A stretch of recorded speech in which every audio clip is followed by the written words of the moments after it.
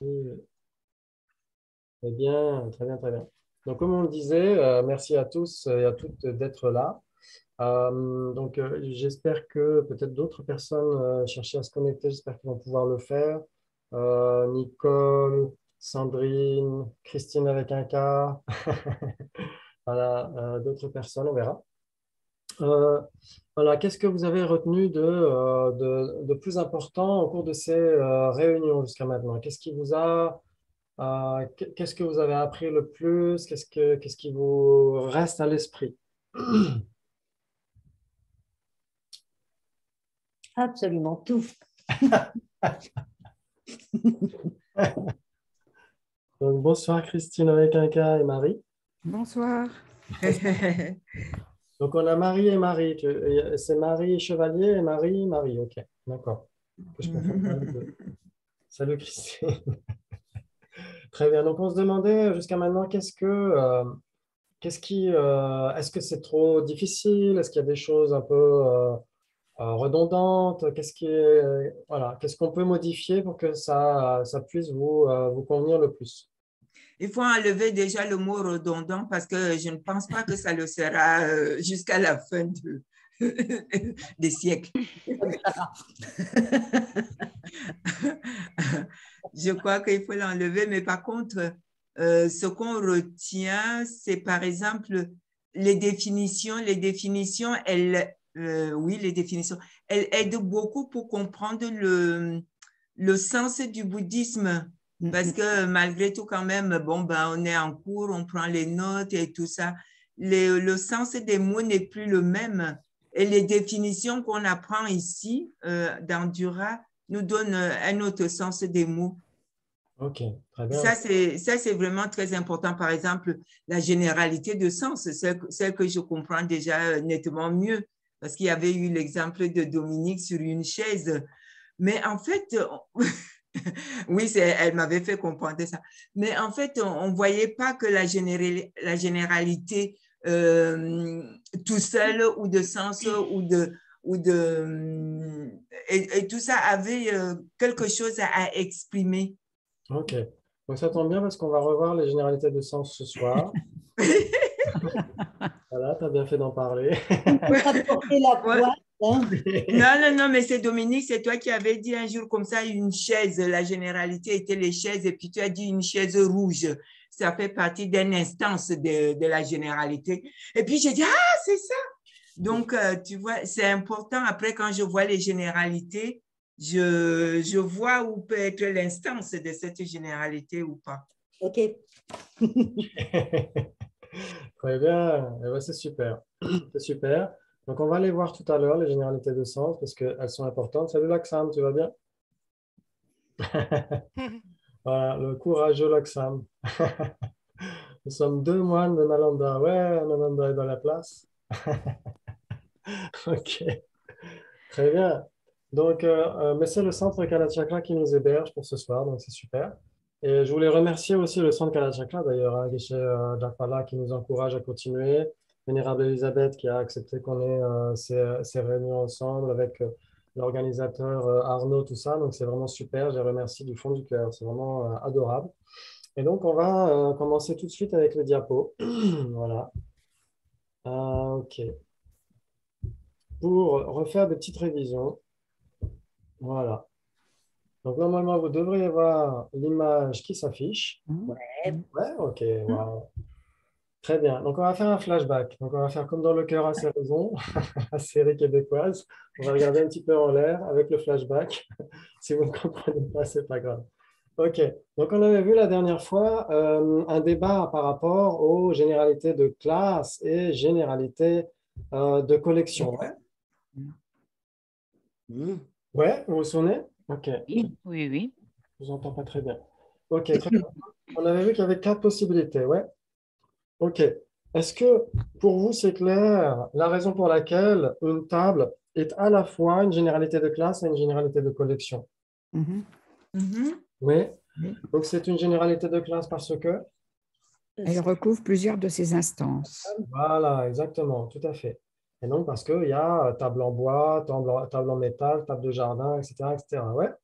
Et c'est une généralité de collection parce que Parce que c'est une forme C'est une grossière. forme grossière constituée de ces De multiples multiples parties parties. assemblées. voilà, bravo, vous avez appris les définitions, c'est génial. C'est tout à fait ça. Une table est une forme grossière qui est constituée de ses multiples parties. Ouais, tout le monde est d'accord? Mhm. Donc, c'est en effet ce qui est les deux. Très bien.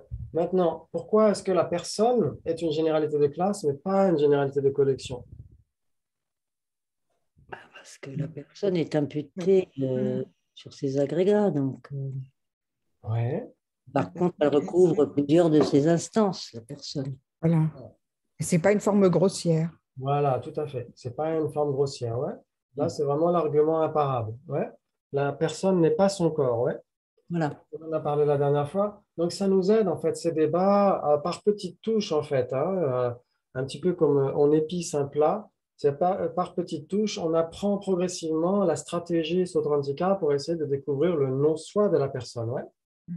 Parce que, comme vous le savez, saisir un soi de la personne, c'est la racine du samsara, en particulier chez les Sotrantika. Ouais.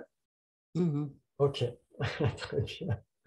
Très bien. Donc, le fait de se rendre compte que la personne n'est pas son corps, ça permet de se décrisper un petit peu par rapport à la saisie d'un soi qu'on pourrait avoir comme étant la personne, comme étant la même chose que les agrégats, etc., etc. OK. Très bien. Donc, parmi ces quatre possibilités, on avait vu aussi les deux arbres. Ouais, vous vous souvenez, on avait vu les deux arbres. C'est une généralité de collection parce que c'est une forme grossière. L'ensemble des deux, c'est une forme grossière constituée de de ces multiples parties, mais ce n'est pas une généralité de classe. Ouais, vous vous souvenez? Oui. OK, très bien. Donc, on avait vu que cet ensemble des deux arbres existe à travers le temps. Ouais. Donc, vous avez les deux arbres d'avant-hier, les deux arbres d'hier, les deux arbres d'aujourd'hui, les deux arbres de demain, etc. Donc, ça veut dire qu'il y a un continuum de la généralité de collection. Ouais. Mhm. OK, très bien. Donc, ça, c'est le continuum. Et donc, on peut dire que les deux arbres d'avant-hier, c'est une instance du continuum de la généralité de collection. Ouais. D'accord. Vous êtes d'accord? Ouais. OK. Par contre, ces deux arbres d'avant-hier ne sont pas du tout ce qui est les deux arbres. Ouais, l'ensemble des deux arbres n'est pas du tout ce qui est les deux arbres. C'est pourquoi les deux arbres ne sont pas une généralité parce qu'ils n'ont aucune instance. Ouais, Oui, oui, oui. très bien. Donc, c'était pour bien comprendre en effet pourquoi, en effet, on a pomme et poire, par exemple. Pomme et poire, c'est une généralité de collection et elle existe à travers le temps. C'est-à-dire que pomme et poire d'hier, c'est bien une instance du continuum de la généralité de collection. Ouais. Mais cette généralité de collection n'a aucune instance. C'est-à-dire que les deux arbres d'avant-hier, par exemple ici notre exemple, les deux arbres d'avant-hier sont bien une instance du continuum de la généralité de collection, mais ne sont pas une instance de la généralité de collection. Ah oui. Ouais, parce qu'aucune instance n'est possible de cette généralité de collection. Rien ne peut être ces deux arbres. Ouais, OK. Donc, c'est pourquoi on avait vu que ces deux arbres étaient bien une généralité de collection, mais pas une généralité de classe. Ouais, ça vous parle? Oui. Oui. Waouh, magnifique, magnifique.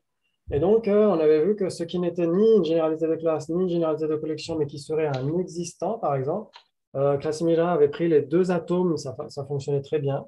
Et il y a aussi permanent et impermanent. Oui, vous voyez pourquoi ce n'est pas une généralité de classe, parce qu'il n'y a rien qui puisse être ces deux à la fois. Mhm. Et l'ensemble des deux permanents et impermanents, ce n'est pas une généralité de collection, ce n'est pas une forme grossière. Ouais. Mhm. OK, très bien. Tout le monde, pour tout le monde, c'est OK? Ouais.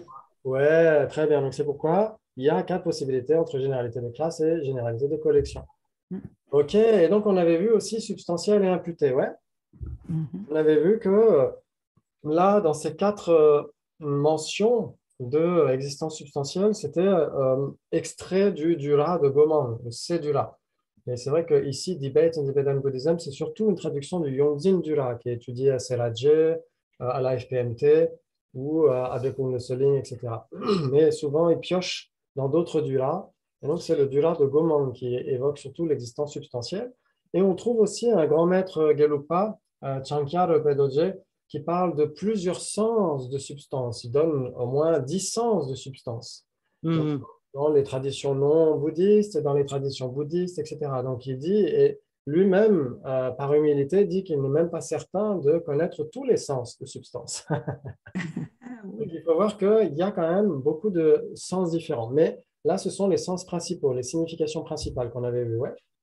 Donc, on avait vu la première signification d'existence substantielle, c'est impermanent. Ouais. OK. Mhm. Donc, on avait vu qu'un existence substantielle, de ce point de vue-là, c'est un phénomène spécifiquement caractérisé. Ouais. Vous avez regardé à nouveau dans les bases établies les définitions. Oui, oui. Ouais. OK, Mhm. bravo.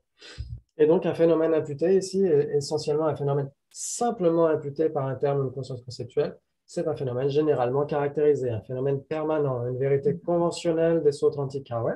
Mhm. Bravo, bravo, c'est magnifique. Et ensuite, on a comment l'objet est perçu. Comment l'objet est perçu. Donc, on avait vu existence substantielle, ça apparaît sans dépendre d'autre chose, comme la montre. Et l'existant imputé apparaît en dépendance d'autre chose, comme le temps. Ouais. Ouais. Ou comme le corps de la personne et la personne elle-même.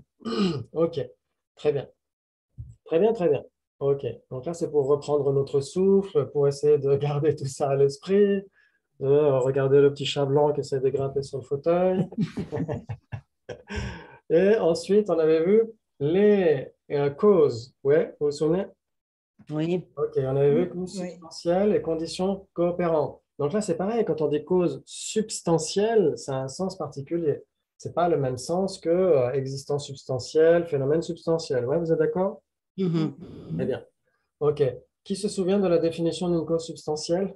La lettre de l'humain. C'est le principal producteur de son effet substantiel dans son continuum Oh là. substantiel. Wow, Christine avec un K, tu es formidable. Franchement, alors là, au niveau des définitions, top du top, comme un mantra. Paf, paf, paf. Paf, paf, Génial. paf. Donc, tu veux bien répéter la définition? Alors, ce qui est le principal producteur de son effet substantiel dans son continuum substantiel. Voilà, bravo, excellent. Donc, c'est en effet ça, c'est pour la pousse de blé, c'est le grain de blé, ouais. C'est ce grain de blé qui va se transformer et dont la continuité substantielle va donner la pousse, ouais. Donc, c'est ça qu'on évoque comme étant une cause substantielle. Alors que la condition coopérante, elle n'appartient pas au continuum substantiel de son effet. C'est-à-dire que là, pour la pousse de blé, on parle du soleil, de la pluie, de la terre, du jardinier, etc. Ouais, ok, Mhm. très bien. Et il y a les causes directes et causes indirectes. Donc, Christine avec un K, il faut que j'arrête de t'appeler comme ça. Christine, c'est quoi la définition d'une cause directe? Direct. C'est une. Qui produit directement son effet, non? Oui, Exactement. Ce qui produit directement, ouais. exactement son effet. Exactement. Ah, excellent. Musukieje en tibétain. Très bien. Et une cause indirecte? Ben, ce qui produit indirectement son effet. Exactement, c'est tout à fait ça. Et on avait dit, en général, cause directe et cause indirecte sont équivalentes, en général, ouais. Mais quand on les applique à une base, elles sont nécessairement contradictoires. OK. Donc, c'est comme cause et effet. En général, c'est équivalent, mais appliqué à une base, c'est contradictoire. Ce qui Voilà. est une cause d'un phénomène n'est nécessairement pas l'effet de cet effet, de ce phénomène. Ouais. Ouais. Très bien. Là, c'est pareil pour les causes directes et indirectes. En général, une cause directe est aussi une cause indirecte. Et en général, une cause indirecte est aussi une cause directe. Mais Ouais. ce qui est la cause directe d'un phénomène n'est nécessairement pas la cause indirecte de ce phénomène. Ouais. Ah ben oui. OK. Très bien. Donc, c'est ce qu'on avait vu par rapport aux causes. Parfait. Est-ce que ça parle à tout le monde jusqu'à maintenant? Oui. Ouais? Dis. OK. Très bien. Et on avait vu, bien sûr, si on prend cause substantielle et cause directe, on a quatre possibilités. Ouais. Donc là, on Mm. avait la cause substantielle et la cause directe de Groot. Vous avez regardé sur Google entre-temps pour savoir qui était Groot ou pas? Ah non. Comment il s'appelle? Comment il s'appelle? Groot dans Les Gardiens de la Galaxie. Et donc, on avait vu que la cause substantielle et la cause directe de Groot, 0, c'est Groot moins 1, ou Groot d'hier, on pourrait dire. Pourquoi pas? Ensuite, la pousse qui est la cause substantielle, mais qui n'est pas la cause directe. C'est une cause, La graine. oui, ou la graine, si tu veux.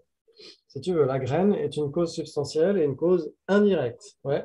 Vous avez la pluie qui vient juste de tomber, par exemple.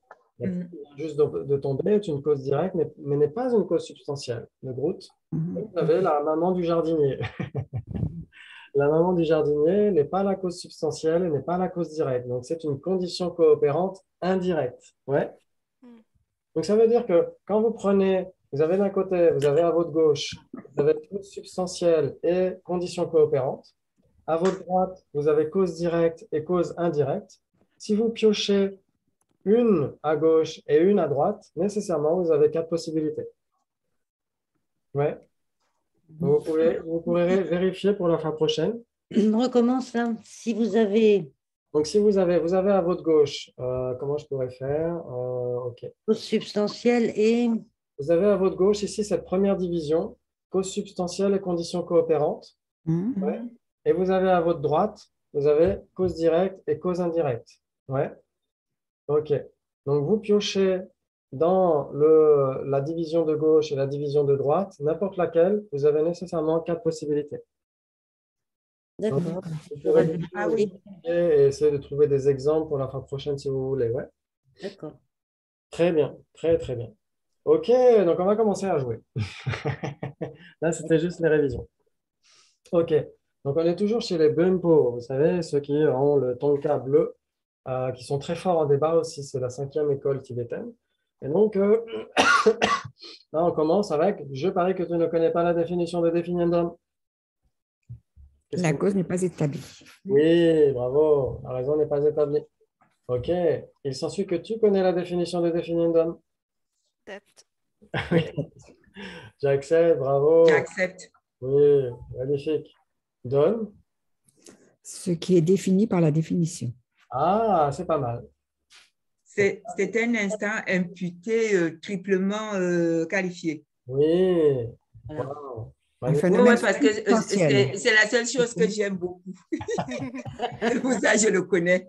J'ai toujours pas compris ce que signifiait triplement qualifié. Mais... Ah, bah, il va nous expliquer Parce que encore c'est un aujourd'hui. définiendum. Oui, c'est ça, il y a 3 qualifications, c'est ça. Ouais, il est imputé et triplement qualifié et c'est un instant. C'est ce qu'on va voir ce soir, justement. Alors, on n'a pas eu le temps la dernière fois, j'avais sélectionné les causes plutôt que de parler de ça parce que c'était en fin de soirée et voilà. Oui. Mais là, on a le temps de voir ça. Donc, phénomène imputé, triplement qualifié, c'est la définition de quoi? Du Définiendum. définiendum. OK. Donc, c'est quoi les 3 qualifications? A, en général, c'est un définiendum. Ouais, il est basé sur ces illustrations, je ne sais pas comment. Ça veut dire qu'il doit être généralement reconnu pour être un définiendum. Il faut qu'il soit accepté généralement pour être un définiendum. Ouais. Parce que si D'accord. on prend par exemple la pluie qui est tombée la semaine dernière, ce n'est pas généralement reconnu comme étant un définiendum. Ben non. Ouais. Parce qu'elle n'a pas une définition. Ouais. Donc, la pluie qui est tombée la semaine dernière, c'est une expression, une désignation, etc. Mais ce n'est pas un définiendum. Ouais. Très bien. Ensuite, il faut que ce définiendum soit établi sur la base de ses illustrations. Ça veut dire que si on dit tasse, il faut qu'il y ait des illustrations, cette tasse, cette autre tasse, etc., etc. Ouais? OK. Et il n'est le définiendum de rien d'autre que de sa seule définition. Voilà. Ce sont les 3 qualifications. C'est assez simple en fait, hein, ce n'est pas très compliqué. C'est juste qu'en général, il faut que ce soit accepté comme étant un définiendum. Qu'il y ait plusieurs de ces illustrations et qu'il soit défini par une définition et rien d'autre. Donc, le problème, c'est que parfois, on a plusieurs définitions. Ouais. Par exemple, qu'est-ce qu'on pourrait dire? Par exemple, il y a la définition d'une personne. Qui connaît la définition d'une personne? Un jeu imputé sur une ou des parties des 5 agrégats. Voilà, exactement. Donc, parfois, c'est un jeu désigné en dépendance de toute ou partie des agrégats. Parfois, c'est un individu désigné en dépendance de toute ou partie des agrégats, etc. Donc, parfois, il y a des choses qui changent d'une définition à l'autre. Mais il faut que les personnes qui débattent, les antagonistes sur le ring, soient d'accord sur une définition. Ouais. S'ils ne sont pas d'accord sur une définition, ils vont débattre, bien sûr, sur les éléments de la définition pour finir par tomber d'accord sur cette définition. Ils ne peuvent pas dire, OK, il y a cette définition-là, puis après, je vais choisir cette autre-là. Il faut que les deux soient d'accord pour débattre sur un seul truc. Ouais? OK. Très bien. Il s'ensuit que ce n'est pas le cas puisque tu ne connais pas la définition de définition. Pourquoi? La raison n'est pas établie. La raison n'est pas établie. Oui. Oui, parce qu'il donne une raison. Ouais? Oui. Très bien. La raison n'est pas établie. Bravo. Il s'ensuit que tu connais la définition de définition. J'accepte. J'accepte. OK, donc. Un phénomène substantiel triplement qualifié. Et voilà. Bravo, c'est magnifique. Le sujet, phénomène substantiel triplement qualifié, ouais. Tout le monde est d'accord? Oui. Oui. OK. Donc, les trois qualifications, c'est en général, c'est une définition. Elle est généralement reconnue pour être une définition. Ça veut dire qu'il faut qu'on soit d'accord là-dessus. Si on n'est pas d'accord, on va débattre là-dessus, bien sûr. Ensuite, elle est établie sur la base de ces illustrations, comme pour le définendum. Et elle est la définition de rien d'autre. Elle n'est la définition de rien d'autre que de son seul définendum. Ouais. OK. Très bien. Donc, c'est ça qu'il faut essayer de voir. Ça veut dire que, par exemple, il y a des synonymes. Il y a des synonymes et il y a des phénomènes équivalents. Donc, dans certains textes, faites attention, dans certains textes anglophones, parfois, les auteurs mélangent synonymie et équivalence. Mais ce n'est pas du tout la même chose. Par exemple, produit et impermanent sont équivalents, ouais, mais ils ne sont pas synonymes. Pourquoi? Parce qu'ils n'ont pas la même définition. D'accord. Ouais, OK.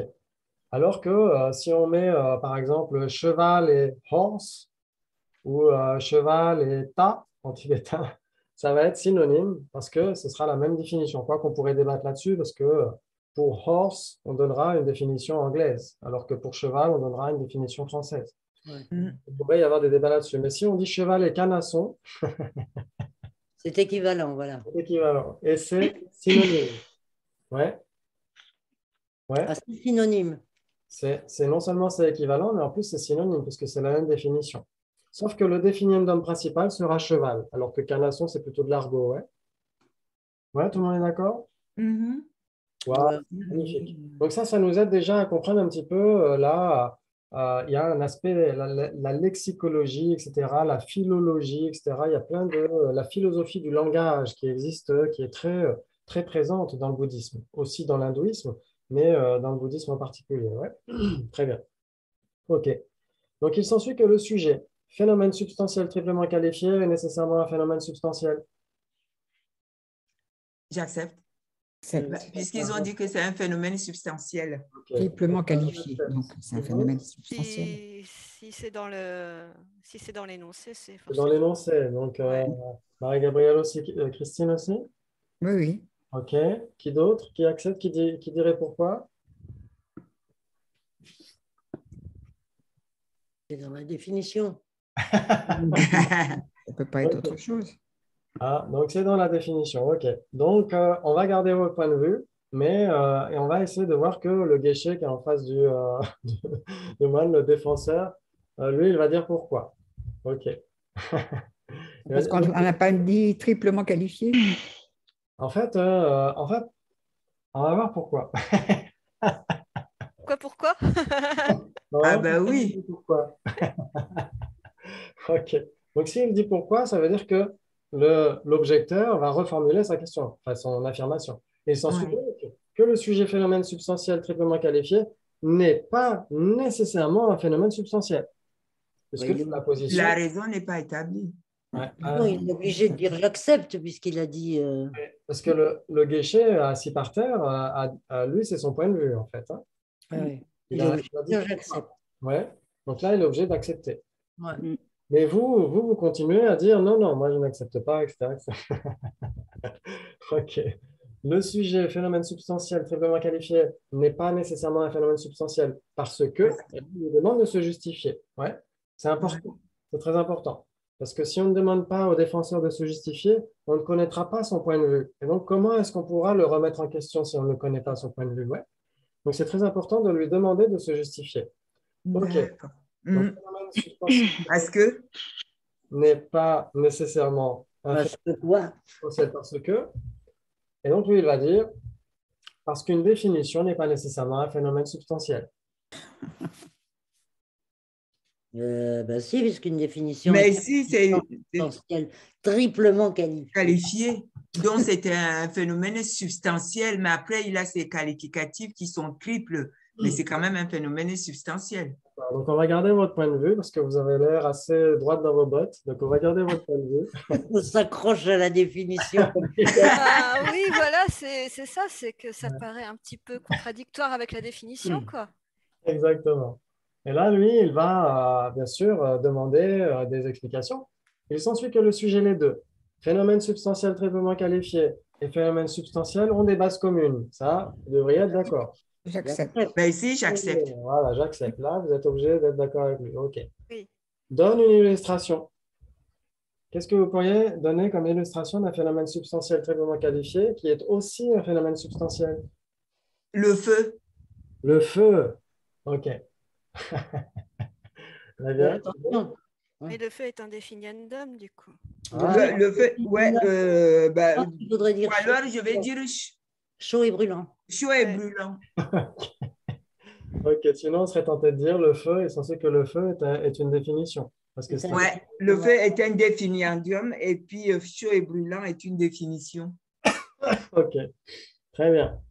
Très bien, très bien. Donc ça, c'est déjà pas mal. Vous êtes très, voilà, vous êtes très, très en accord avec le guéchet. Donc c'est bon. Voilà, approprié pour être une teinte, ok. OK. Donc si, en effet, le guéchet aurait pu être d'accord avec Marie et de choisir chaud et brûlant. Hein. Ça veut dire que Marie est très proche d'être guéchéma. OK.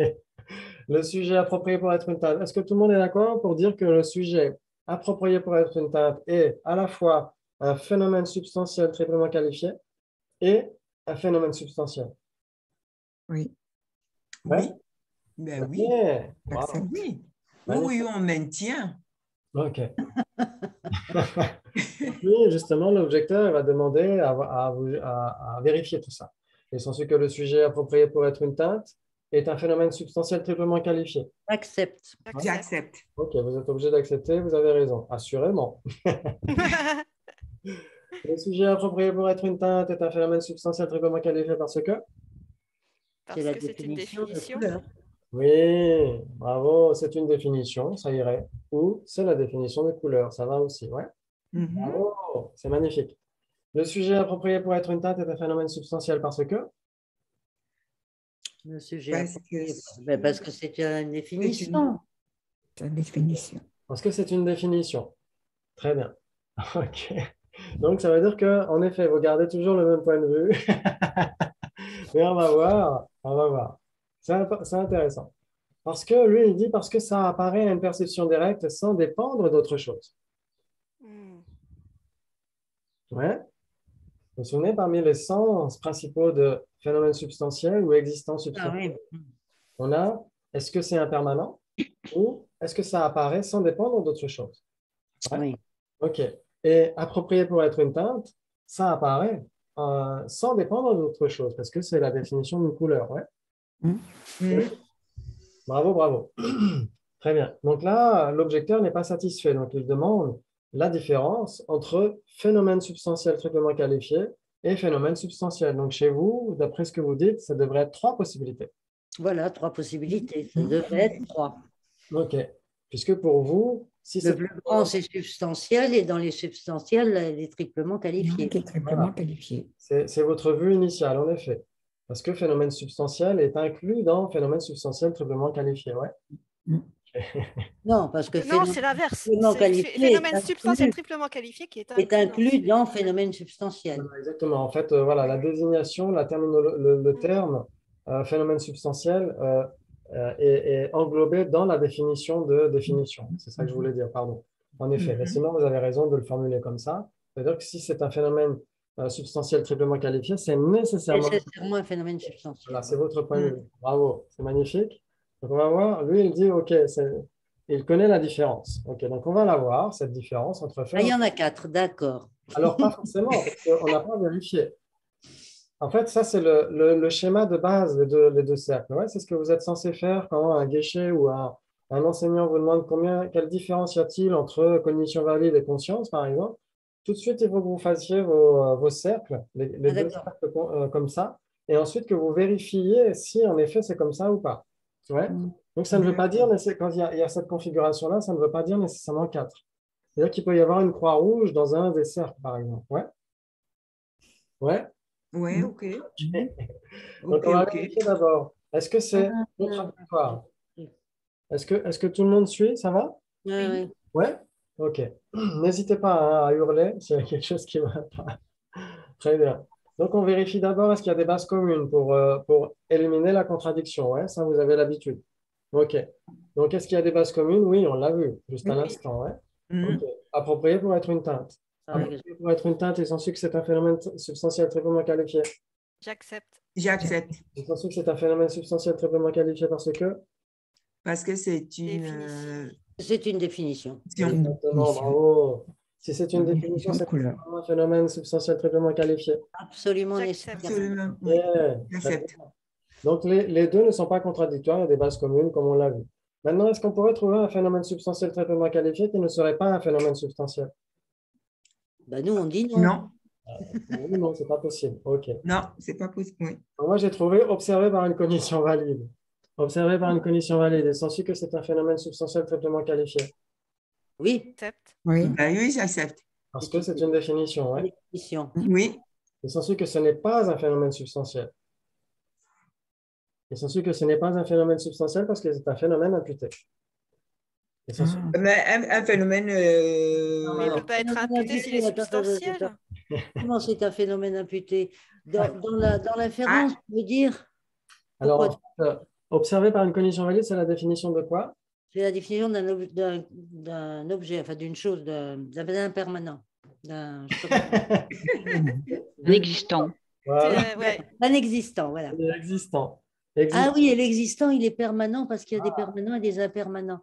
Ah. Existant est permanent. S'il est permanent, il n'est nécessairement pas un phénomène substantiel, et puisque c'est un phénomène simplement imputé par une conscience conceptuelle. Ouais. Attends. Là, tu nous embrouilles parce que...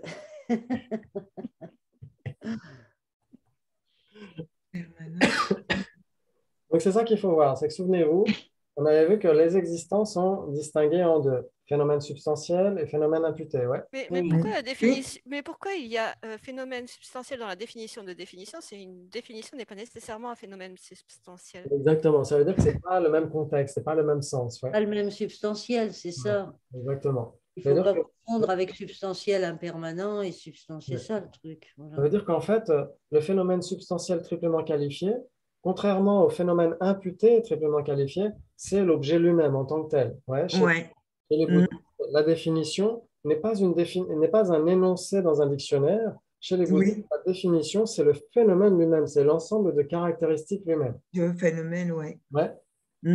Alors que chez nous, en Occident, une définition, c'est un énoncé dans le Larousse ou dans n'importe quel dico. Ouais. Et chez eux, la définition, c'est l'ensemble de caractéristiques. Ouais, c'est le phénomène en tant que tel. Et le phénomène imputé triplement qualifié, c'est la désignation qu'on donne à ça. Le feu, par exemple, devient le définiandium. Voilà, le feu, c'est le définiendum, c'est le nom qu'on donne à cet ensemble de caractéristiques. De chaud et brûlant. Et donc, pourquoi on dit phénomène substantiel triplement qualifié? Parce que ce soit permanent ou impermanent, c'est quand même le truc en tant que tel, la définition.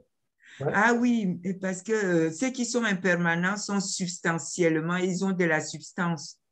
Oula, non, justement, il ne faut pas confondre les deux, c'est ça le problème. Ouais, c'est ça, oui. Ceux qui sont permanents, ce ne sont pas des phénomènes substantiels, etc. Mais malgré tout, c'est l'objet en tant que tel, c'est l'ensemble de caractéristiques en tant que tel. C'est pourquoi on parle d'un phénomène substantiel, triplement qualifié. Et c'est là où on voit justement que phénomène substantiel triplement qualifié n'est pas nécessairement un phénomène substantiel. Ça peut être voilà, j'ai compris. Ouais. Ouh là là. Est-ce que ça joue pour tout le monde? N'est pas un phénomène compliqué. Ça, c'est vache. Cachez votre joie. Il va falloir réviser ça, je crois. Oui. Donc, ça veut dire que, en fait, tout simplement, une définition, si on comparait définition et phénomène substantiel, ça reviendrait exactement à la même chose. Ouais. Oui. Ça veut dire que si c'est une définition, ce n'est pas nécessairement un phénomène substantiel, ça peut être un phénomène imputé. Par exemple, observé par une cognition valide. observé par une cognition valide, c'est permanent. Il y a aussi base commune entre phénomène et non instantané. Est-ce que ça parle à tout le monde? C'est la définition de quoi? De base. De base commune entre phénomène et impermanent. Permanent, pardon. Ah non. Voilà, c'est la définition de De permanent. permanent. Ouais. Ok, tout le monde est d'accord? Oui. Ok, très bien. Donc, cette définition, est-ce que c'est un phénomène substantiel? Ben non. Ben non, c'est imputé. Ah non. C'est un phénomène imputé, ouais. C'est un phénomène imputé parce que? Parce que pour le comprendre, il faut passer par autre chose, quoi. Parce que. Attends, je recommence. Il est imputé. Parce que c'est conceptuel. Voilà, c'est ça. C'est conceptuel. Alors, Parce que c'est l'objet apparent d'une conscience conceptuelle, parce que c'est un phénomène généralement caractérisé, c'est un C'est ça. phénomène simplement imputé par une conscience conceptuelle, ouais. Ça vous parle? Ah, alors attendez, je regarde le visage pour vérifier. C'est vrai que là, c'est un peu. Ouais, c'est fou. Est-ce que ça va bien pour tout le monde? Ouais. Ça vous parle? Martine? Martine, c'est moyen. Casimira, ça va? Parce que ce qu'il faudrait, c'est définir ce qu'on entend par phénomène substantiel, le violet. Oui. Qu'est-ce Voilà. qu'on entend par phénomène Martine, ton micro est coupé. Du Ah coup, oui, on Martine. n'entend pas ce que tu dis. Oui, non, c'est vrai, je comprends pas bien, Ok. mais j'écoute quand même et je voudrais pas qu'on s'arrête à je comprends pas puisque j'ai été absente. D'accord, pas de souci. Vous m'entendez là? Oui, Oui, oui. oui, pas de souci. Donc, en effet, il y a une terminologie un peu alambiquée. C'est vrai que phénomène Ah substantiel oui, complètement. qualifié, c'est un petit peu alambiqué, ouais. Est-ce que tu vois de quoi c'est la définition, phénomène substantiel triplement qualifié? C'est une définition, ouais. Oui, oui, je comprends. Je comprends comme ça, mais je peux pas fixer. D'accord, ouais. D'accord, ouais, ouais. Donc, c'est la définition de définition, ouais. Ok. Et donc, chez les bouddhistes, la définition, c'est nécessairement l'ensemble de caractéristiques réelles d'une certaine manière, ouais. Réelles ou Observer en tout cas. voilà, observées, etc., etc. Tout à fait, c'est tout à fait ça. Et Ouais. Phénomène substantiel, il y a plusieurs sens en fait, hein. Ça peut être C'est ça, soit voilà, c'est ça. impermanent, soit un impermanent, mais qui est réalisé directement sans dépendre d'autre chose. Ok. Et donc, ici, si on parle d'un permanent, un phénomène permanent, la définition d'un phénomène permanent, c'est nécessairement pas un phénomène substantiel, quel que soit le sens qu'on prenne. Ouais. De toute façon, un phénomène permanent n'apparaît pas à une perception directe. Ouais. Ok. Et donc, un phénomène permanent est nécessairement un phénomène imputé à ce titre-là. Ok. Ou en tout cas, n'est nécessairement pas un phénomène substantiel. Très bien. Donc, vous inquiétez pas, ça va être moins compliqué par la suite. On est content. J'espère. Très bien. Qu'est-ce qui pourrait être un phénomène substantiel, mais pas une définition? Ben, un impermanent quelconque. Enfin, quelconque, un impermanent. Ok. Donc, n'importe quel impermanent, donc capable d'opérer une fonction, par exemple. N'importe Non, quel ça, c'est une impermanent capable définition. d'opérer une fonction. Ça, c'est une définition capable d'opérer une fonction. Donc, chaud et brûlant. Chaud et brûlant, ça irait? Non, le feu, par contre, ça marche. Ok. Donc, moi, j'ai pris élément, par exemple. Élément. Parce qu'un élément, la terre, l'eau, le feu, l'air, etc., c'est nécessairement un phénomène substantiel parce que c'est impermanent. C'est nécessairement un phénomène substantiel parce que ça apparaît sans dépendre d'autre chose. Voilà. Ouais. Et ce n'est pas une définition. Ce n'est pas un phénomène substantiel triplement qualifié. Ouais. Voilà. Très bien. Où j'ai mis bleu. Bleu, par exemple. Bleu est un phénomène substantiel parce que c'est impermanent ou c'est un phénomène substantiel parce qu'on l'appréhende sans dépendre d'autres choses. Et ce n'est pas une définition, ce n'est pas un phénomène substantiel triplement qualifié. Ouais, c'est un définendum. Ouais, c'est ça. Ok. Et mais qu'est-ce il a qui tout nous ce reste? caractère. Ni l'un ni l'autre. Ben, un existant imputé, quoi. Oui. Triplement qualifié. Voilà. Là, on est sûr. Le nom soit de la personne. Le non-soi de la personne serait donc en effet pas un phénomène substantiel triplement qualifié. Elle ne serait pas un phénomène substantiel. Waouh, ok, très bien. Ou Qu'est-ce que tu as dit, Dominique? Un phénomène imputé triplement qualifié. OK. OK. Mais phénomène imputé triplement qualifié est un phénomène substantiel triplement qualifié, parce que c'est la définition de définendum, non? C'est la un définition des existant. Et alors, Et donc, on ne peut pas le mettre en dehors de phénomène substantiel triplement qualifié, puisque ça en est un. OK. définendum, c'est pas un existant substantiel. Corne de lapin. Existant imputé triplement qualifié est une définition, ouais. Oui. Oui. C'est un phénomène substantiel triplement qualifié. Mhm. Ah d'accord, oui, d'accord. Oh putain de ça. Oui.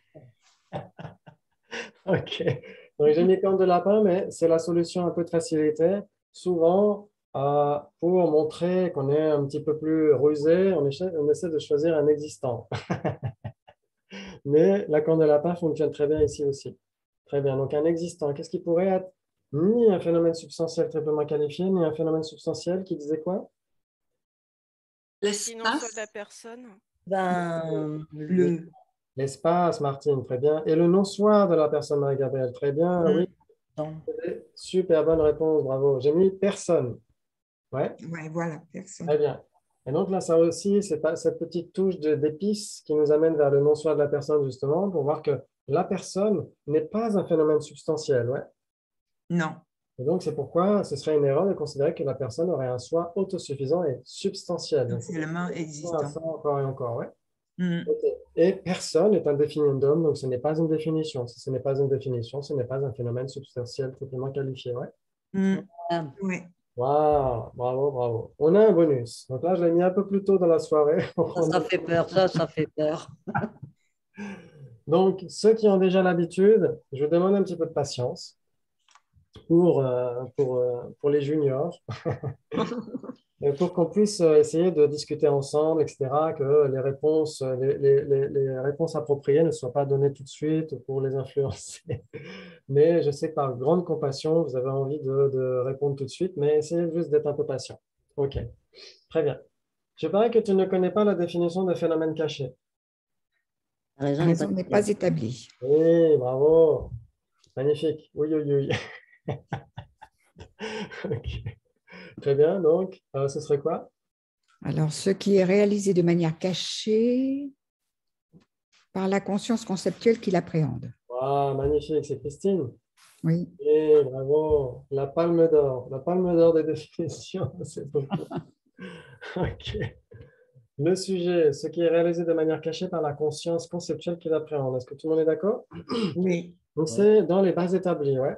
Oui, c'est dans les bases établies. Je crois que c'est le dernier des bases établies. C'est une base établie. Absolument. OK, très bien. Qu'est-ce que ça veut dire?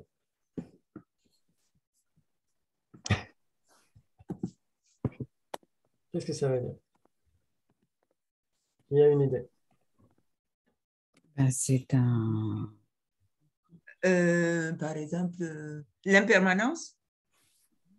Alors, en effet, dans un autre contexte, l'impermanence subtile sera considérée comme un phénomène caché parmi la division des phénomènes manifestes, des phénomènes cachés, etc. Mais ce qu'il faut essayer de voir, c'est que phénomène caché ici, ça veut dire que, on va prendre un exemple tout simple. Vous allez penser à quoi? Vous allez penser à votre repas d'hier. Non, je vais prendre un truc plus simple encore. Vous allez penser à votre tasse de thé. Vous n'allez pas regarder votre tasse de thé, elle existe quelque part, ou votre tasse préférée. Voilà, même s'il n'y a pas de thé dedans, ce n'est pas grave. Vous pensez à votre tasse. Est-ce que votre esprit contacte directement la tasse ou est-ce que la tasse est cachée d'une certaine manière? Elle est cachée. Elle est cachée par quoi? Elle est cachée par la distance et l'espace. Et le temps, peut-être. Oui, mais surtout, elle est cachée par le concept. Ça, oui. Ouais. OK. Donc, il n'y a pas Sandrine ce soir non plus. Hein. Je crois qu'on n'a pas le temps de venir le soir. Et Nicole n'est pas là, non, elle ne nous a pas rejoint. Et Patrick non plus? OK. OK. Elle est cachée par... Tu as dit qu'elle est cachée par le... concept. Ouais. Pas le concept. Le concept, c'est ce qui fait obstacle entre la tasse et votre esprit. Ouais. OK. Donc, c'est pourquoi, quand vous pensez à votre tasse, cette tasse est un phénomène caché. Et quand vous la regardez directement, c'est un phénomène manifeste. Ouais. C'est un phénomène directement réalisé par une perception directe valide. Ouais. OK. Très bien. J'ai devancé Christine qui était prête à donner la définition d'un phénomène manifeste. J'ai pas compris pourquoi le fait de penser à la tasse. Ah oui.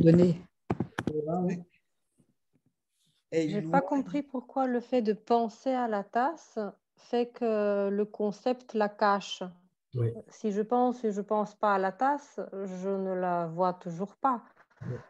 Et on dit que si je pense à elle, c'est cette pensée qui la cache. Exactement. C'est-à-dire que, on va dire que d'une certaine manière, chez les Gelugpa, tels qu'ils interprètent le Sutrantika, la tasse à laquelle on pense apparaît à la conscience conceptuelle, mais elle apparaît mêlée avec une généralité de sens, avec un concept. Et donc, elle est cachée. C'est un petit peu comme si votre cousin arrivait à une soirée déguisement et il arrive avec le déguisement de Spider-Man.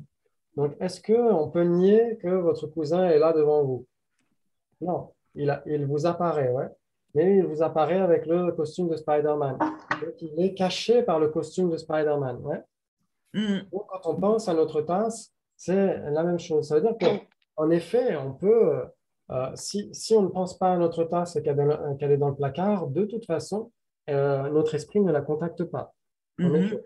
Et si on pense à notre tasse, dans ce cas-là, la tasse va apparaître à la conscience, mais mêlée avec cette généralité de sens, avec le concept. Ouais. On pourrait prendre un autre exemple. Si vous écoutez à la radio une émission ou une chanson à la radio, etc., mais que vous n'êtes pas vraiment sur la bonne fréquence, vous avez des parasites. Ouais. Donc, en effet, vous pouvez reconnaître la chanson en tant que telle, mais ce n'est pas vraiment le bon son. C'est pas, il y a les parasites qui sont là. Donc, ça veut dire que le morceau est quand même caché par les parasites. Il est voilé par les parasites. Ouais.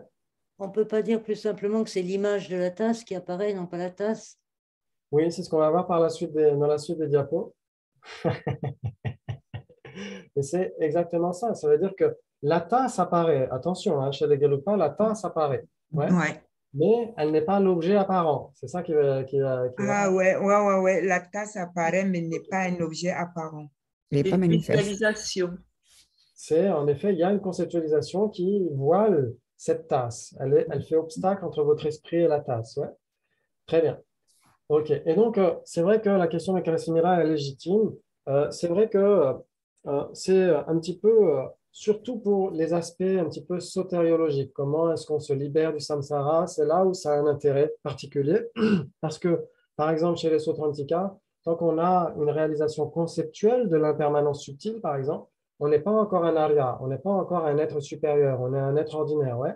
Parce qu'on a encore ce concept qui cache l'impermanence subtile. Et quand la personne, à force de méditer, élimine cette généralité de sens, ce concept de l'impermanence, cette personne a une réalisation directe de l'impermanence subtile et devient un arya, par exemple. Ouais, ouais, ça parle à tout le monde? Ouais. OK. Et donc, c'est là où l'aspect caché, manifeste est plus important, parce que pour la tasse, ça a moins d'importance. Ouais, c'est un peu moins porteur de sens. OK. Donc, on va essayer de creuser le sujet. Très bien. Donc, ça, c'est très important parce que ça fait partie de l'ORIC. Si vous avez étudié au cours d'un basic programme, d'un PEBA, l'ORIC, c'est vraiment fondamental parce qu'il y a les objets, la réalité telle qu'elle est, et il y a les possesseurs d'objets, l'épistémologie. Comment est-ce qu'on sait qu'on sait? Ouais. Ça parle à tout le monde? Oui, parce qu'on révise le LORIG. Donc, ça tombe bien. OK. Très bien. Donc là, il dit, parce qu'il est un petit peu revêche, l'objecteur, comme d'habitude, il dit, censé que ce n'est pas le cas parce que tu ne connais pas la définition de la généralité de sens de tasse. Pourquoi? Ben, la raison n'est pas établie. Voilà, c'est une conséquence en 3 parties. Donc, Marie, on doit dire, la raison n'est pas établie, oui? Oui. Très bien. Tout le monde est d'accord? OK. Puisque nous avons vu, oh purée, parce que nous avons vu les généralités et les divisions terminologiques des généralités. Ouais, on a vu généralité de classe, généralité de collection, et il en manque une, généralité de sens. OK, très bien. Donc, c'est quoi la définition d'une généralité de sens de tasse? C'est le facteur surimposé qui apparaît à la conscience comme étant une tasse. Oui. Voilà. C'est le facteur surimposé qui apparaît à la conscience comme étant une tasse. Oui, en effet, il y a une grande partie de la définition. Bravo, Dominique. Très bien. OK. Je vais la donner en entier. Le sujet, roulement de tambour. Facteur de surimposition qui, bien que n'étant pas une tasse, apparaît comme étant une tasse à la conscience conceptuelle d'appréhender. Ouais? OK. Essayez de bien garder ça à l'esprit parce que ça va nous être très utile pour la suite et pour le prasangika aussi. Faites très attention. Roulement de tambour. OK. Est-ce qu'on a du temps? Parce qu'il faut vraiment qu'on prenne le temps. Oui, c'est cool. OK. Facteur de surimposition, ça veut dire quoi? Ça veut dire que quand on pense à la tasse, le concept qu'on a à l'esprit n'a rien à voir avec la tasse, n'est pas dans la nature de la tasse. Ouais? La tasse peut très bien vivre sa vie de tasse sans qu'on y pense. Ouais? Ça va. On peut même penser à une tasse après qu'elle ait été cassée, qu'elle n'existe plus. Exactement. Ouais. Donc, ça veut dire que ce concept de tasse n'appartient pas à la nature de la tasse. C'est un facteur de surimposition. Ouais. C'est ça qu'il faut voir, la surimposition ici. C'est comme un remplumage, un rembourrage. Ouais. C'est quelque chose qui est surajouté, c'est artificiel. Donc, c'est ça qu'il faut voir chez les Sotrantika en particulier. Très bien. Et donc, quand vous pensez à votre tasse préférée, OK, vous avez un concept, une image de votre tasse à l'esprit, ouais? Oui. Cette image apparaît comme étant une tasse. Est-ce que c'est une tasse que vous avez dans la tête? Non. Non. Ça pourrait faire très mal. Ouais. Donc, ce n'est pas une tasse que vous avez dans la tête, c'est la représentation conceptuelle d'une tasse que vous avez. Oui. Pas une tasse. Ah oui, on n'a pas la tasse dans la tête. Mais oui, on aurait du mal à la faire entrer dans la tête. C'est ça que tu veux dire. C'est ça. Exactement. La Donc, tasse. cette image de la tasse n'est pas la tasse, mais donne l'apparence d'être une tasse. Ouais. OK. À la conscience conceptuelle qui l'appréhende. Voilà. Pour la fin, c'est facile. OK. Très bien. Essayez de bien garder ça à l'esprit. On va essayer de discuter de ça. Tout le monde a noté la définition? Non, pas encore. On t'écoutait en même temps parce que quand on note et qu'on ne t'écoute pas après, ça fait mal. Okay. Très bien.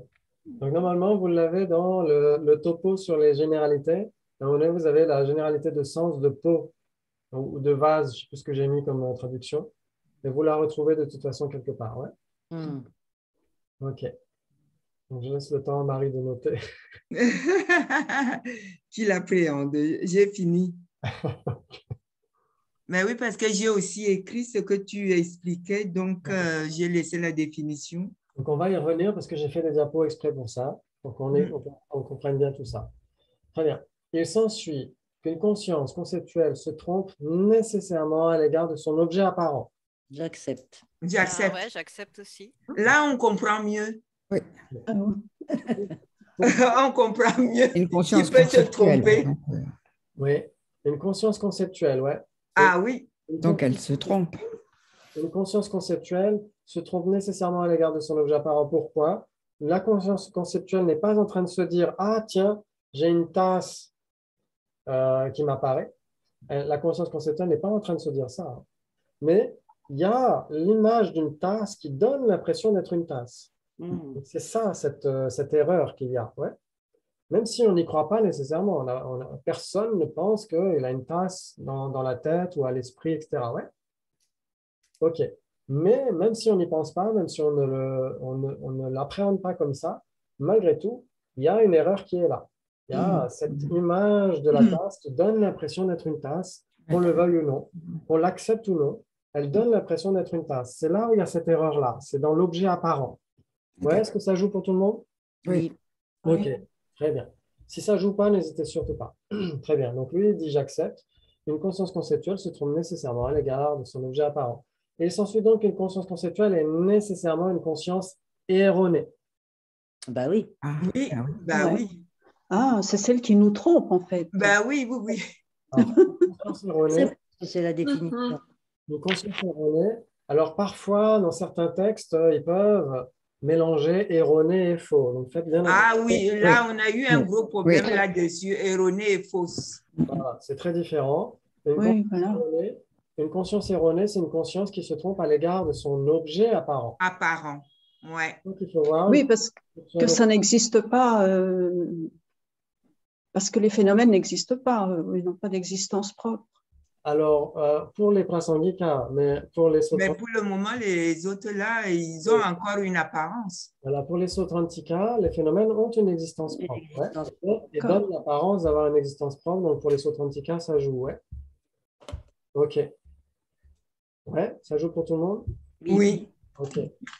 J'ai peur parce que je vois des caméras éteintes. J'ai peur que Marie, Jordan soient partis. Non, ça dépend. Marie Chevalier. Non, je ne suis pas partie, non. Laxam, t'es parti faire du popcorn? Non, je suis toujours là. Est-ce que ça va jusqu'à maintenant ou pas? Oui. Oui. Okay. Il faut nous donner les coordonnées pour réviser tout ça parce qu'on a envie de revoir un tout petit peu quand il y a quelque chose qui s'est envolé. Oui, ça, ce sera sur YouTube, hein, donc vous pourrez voir le replay. Ah oui, d'accord. Très bien. Donc, je pensais que tu le savais depuis le début que c'était sur YouTube. C'est pour ça que je dis aux gens, faites attention pour la caméra si vous voulez rester à l'image ou pas, hein, parce que ce sera publié sur YouTube. OK. Très bien. Une conscience conceptuelle est nécessairement une conscience erronée parce que elle se trompe sur son objet. Ouais, il se trompe, ouais. Bien garder ça. Essayez de bien garder ça. Il y a des explications par la suite, donc si vous trouvez ça un peu complexe, c'est tout à fait normal. Ça va être expliqué par la suite. Essayez de garder ça à l'esprit comme un mantra. Une conscience erronée, c'est nécessairement une conscience qui se trompe à l'égard de son objet apparent. Ouais, OK. On va essayer de comprendre ça. Il s'ensuit que ce n'est pas le cas parce que tu ne connais pas la définition d'une conscience fausse. Donc, fausse. La raison n'est pas établie. La raison n'est pas établie. Oh là là, oui, exactement. Ouais. Oui. Une conscience qui se trompe à l'égard de son objet d'engagement. OK. Donc, ça fait toute la différence. Veuillez pardonner l'épistémologie bouddhiste pour sa terminologie un peu technique. Mais on va en parler aujourd'hui. On va en parler aujourd'hui parce que c'est très important dans les textes, ils en parlent beaucoup. Ils en parlent depuis les bases de la philosophie bouddhiste jusqu'au tantra supérieur. Donc, c'est pourquoi il faut vraiment comprendre de quoi il s'agit. Ouais? OK. Très bien. Quand on a la perception, on a une perception directe. Cette perception, chez les Sautrantika, c'est comme voir à travers une vitre. Ouais? Donc, vous voyez une magnifique scène à travers une vitre. Pourquoi à travers une vitre? Parce que chez les Sautrantika, il y a un aspect. C'est-à-dire que les objets projettent un aspect à la conscience. Donc, c'est une perception directe. On voit quand même les objets directement, mais il y a quand même cet aspect qui est projeté à la conscience, qu'on ne va pas nécessairement évoquer aujourd'hui, mais c'est juste pour que vous sachiez ça. Très bien. Et donc, vous voyez par exemple un bateau ici au loin. Vous voyez un bateau. Très bien. Et donc, le bateau ici, c'est l'objet de votre perception. Vous êtes d'accord? Oui. OK. Très bien. OK. Donc, vous avez le bateau et la perception. Très bien. Le bateau qui est l'objet apparent, parce que c'est ce qui se manifeste à la conscience, vous êtes d'accord? Oui. Et le bateau qui est l'objet d'engagement, parce que c'est ce vers quoi s'engage votre conscience visuelle. Oui. Voilà. Ça veut dire que pour une perception directe, le bateau qui est l'objet apparent, ça veut dire que c'est ce qui se manifeste directement à la conscience. Et le bateau qui est l'objet d'engagement, c'est ce que comprend votre conscience, c'est ce vers quoi s'engage votre conscience. Et donc, ils sont équivalents pour la perception directe. Ouais. Ça parle à tout le monde? Oui. Très bien.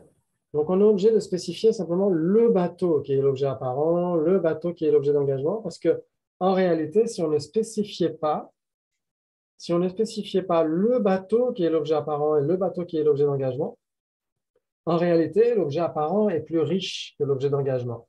Ouais. Le bateau, il est impermanent. Le bateau est impermanent de manière subtile. Il a son impermanence subtile. Ouais. Oui. Le bateau est un phénomène produit. Le bateau est une chose produite, est une cause, est un effet, etc. Tout cela, ça apparaît. Tout ce faisceau d'informations apparaît à la conscience visuelle, mais la conscience visuelle n'a pas tout cela comme objet d'engagement. La conscience visuelle ne réalise pas l'impermanence subtile du bateau, par exemple. Oui. Ouais. D'accord. Le bateau qui est impermanent dans le sens impermanent subtil n'est pas l'objet d'engagement, mais il est l'objet. Est-ce que ça parle à tout le monde? Oui. Ouais. Qui a une difficulté par rapport à ça? Non, ça va? Waouh. Magnifique. Donc, essayez de garder à l'esprit en effet que l'objet apparent, c'est beaucoup plus riche. Et l'objet d'engagement, c'est ce que réalise la conscience. Ouais. OK. Donc, comme vous le savez, il y a plein de choses qui se passent devant votre conscience, comme quand vous regardez un spectacle de prestidigitateur, c'est difficile à dire, un spectacle de magie, vous avez plein de choses qui se passent devant votre conscience visuelle. Ouais. Mais que réalise vraiment votre conscience visuelle? Bah, juste les trucs que le magicien veut vous faire réaliser, tout simplement. Ouais. Vous êtes tous partis. Non, c'est le problème des consciences inattentives, c'est ça? Voilà, exactement. Ça veut dire que l'impermanence subtile du bateau apparaît à la conscience visuelle, mais n'est pas réalisée par la conscience visuelle. OK, très bien. Mais si on dit le bateau qui est l'objet apparent et le bateau qui est l'objet d'engagement, on circonscrit, on enlève l'impermanence, on enlève la production, etc., etc. On ne garde que le bateau, dans ce cas-là, c'est équivalent. D'accord. Ouais. Oui, oui. Donc, on ne voit pas nécessairement la différence, mais on verra la différence pour la conception. OK.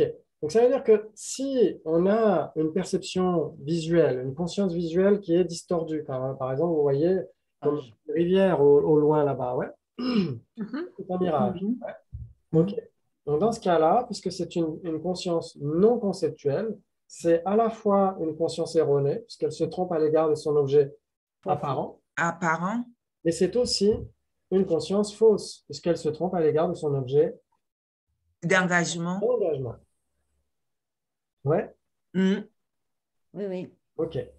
Très bien. On verra que c'est beaucoup plus compréhensible du point de vue de la conception. La conception, elle fonctionne comme un miroir. Ouais. Elle fonctionne comme un miroir. Très bien. Vous avez l'objet apparent. OK. Vous avez l'objet apparent de Bob. C'est l'objet apparent de sa conscience conceptuelle. C'est quoi? C'est l'image du bateau. Ouais. Oui. OK. Très bien. L'objet d'engagement, c'est quoi? Le bateau. Non, l'impermanence du bateau. Oh non, c'est le bateau. Alors essayez de prendre le temps de réfléchir. Hein. Essayez de laisser le temps aux gens de réfléchir. Quand vous pensez au bateau, vous pensez au bateau. L'image conceptuelle, c'est bien l'objet apparent, vous êtes d'accord? Oui. OK, très bien. Qu'est-ce que comprend votre conscience? Le bateau. Le bateau. Tout le monde est d'accord? Oui, elle est... OK. En effet, c'est le bateau, ouais. OK. Donc, ça veut dire que vous pensez au bateau, mais que comprend votre conscience? Le bateau lui-même. OK. Donc, le bateau est l'objet d'engagement, alors que l'objet apparent, c'est l'image du bateau. Conscience du bateau. OK. Très bien. Et donc, c'est comme dans un miroir, en fait. Quand vous regardez votre visage dans le miroir, le reflet de votre visage est l'objet apparent, mais votre visage est bien l'objet d'engagement. Ouais. C'est ce que comprend votre conscience. Ouais, vous êtes d'accord? OK, bravo. Bravo, bravo. Ça, c'est un point fondamental pour comprendre l'épistémologie bouddhiste du point de vue Sautrantika et pour comprendre l'orique, la logique et pour comprendre aussi ensuite le Prasangika, etc. OK, très bien. Donc ici, la conscience qui pense au bateau est nécessairement une conscience erronée. Pourquoi? C'est un concept. Oui, parce qu'elle a pour objet apparent un concept. Et le concept du bateau donne l'apparence d'être un bateau, mais n'est pas un bateau. Ouais. Très bien. Par contre, ce n'est pas une conscience fausse. Par contre, si Bob pense que Kevin est une banane, dans ce cas-là, c'est à la fois une conscience erronée, mais en plus, c'est une conscience fausse. Vous êtes d'accord? Oui. OK. Bravo, bravo, bravo. Bravo. Ok, là c'est magnifique. Et je pense même que... On est très en avance là. On a du temps encore. Ouh là là, on est très en avance. Donc on va essayer de débattre un petit peu plus. Ok, wow, c'est magnifique. Alors là, est-ce que ça a été trop vite ou pas, ou est-ce qu'on peut revenir sur des choses importantes? Non, ça va. Ça va? Wow, très bien. Ok. Donc là, la définition d'une généralité de sens de Kevin, c'est quoi? C'est le facteur de surimposition qui, bien que n'étant pas Kevin, apparaît comme Kevin à la conscience conceptuelle qu'il appréhende, je sais pas. Oui, bravo, excellent. Très bien. Très, très bien. Donc il s'ensuit que si c'est une conscience conceptuelle, c'est nécessairement une conscience erronée. Erronée. J'accepte. Ouais. C'est nécessairement une conscience erronée parce que Elle se trompe à l'égard de son objet. Ouais. Apparent. Son objet apparent. Ouais, très bien. Il s'ensuit que si elle se trompe à l'égard de son objet apparent, c'est nécessairement une conscience erronée. J'accepte. J'accepte. Très bien. Donc il s'ensuit que une conscience visuelle qui appréhende un mirage est nécessairement une conscience erronée. J'accepte. Allez. Oui, qui appréhende un miracle. Mais oui, mais c'est quelque chose qui apparaît à la conscience visuelle. Donc, c'est une apparence.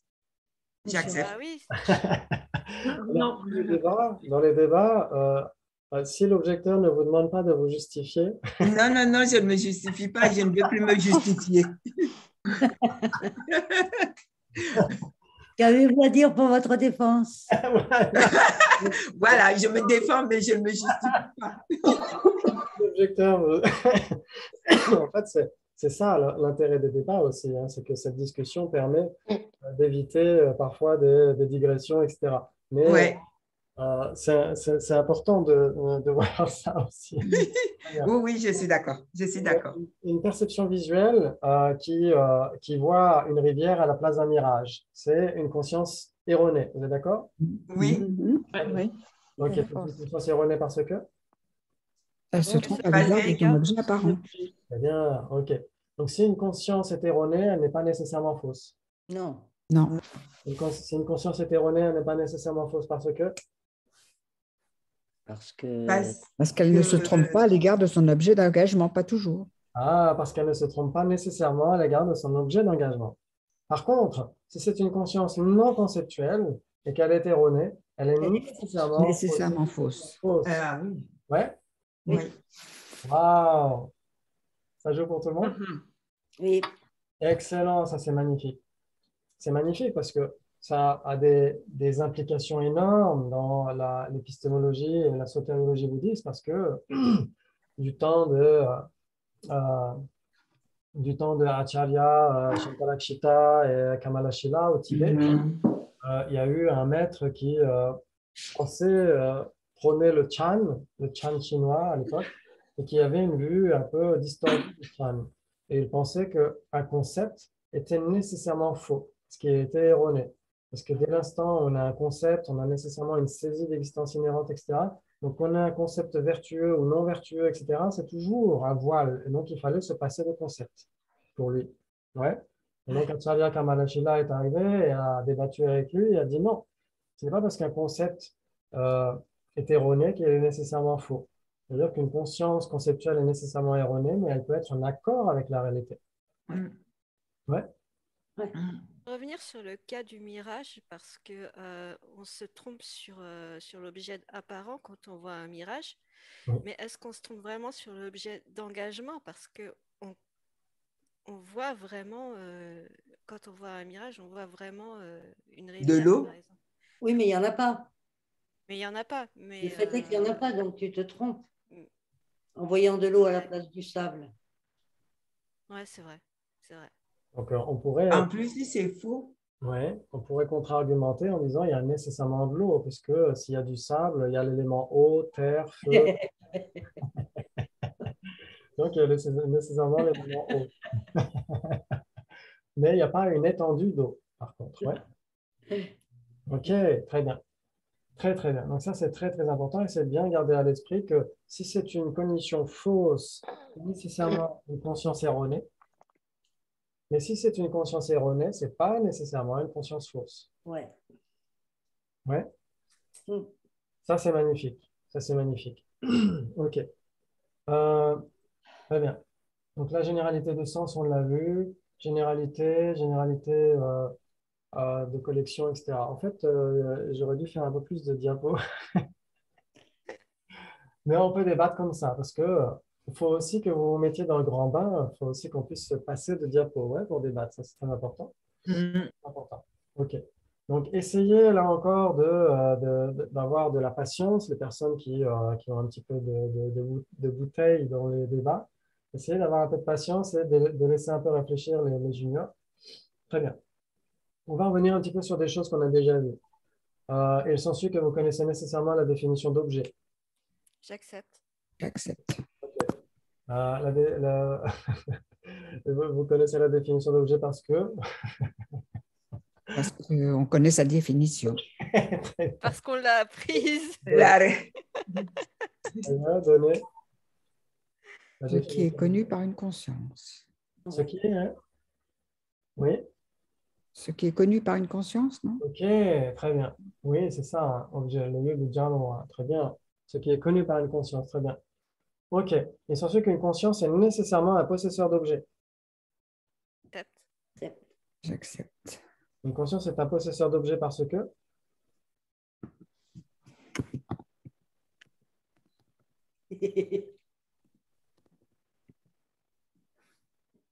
C'est quoi la définition d'un possesseur d'objet?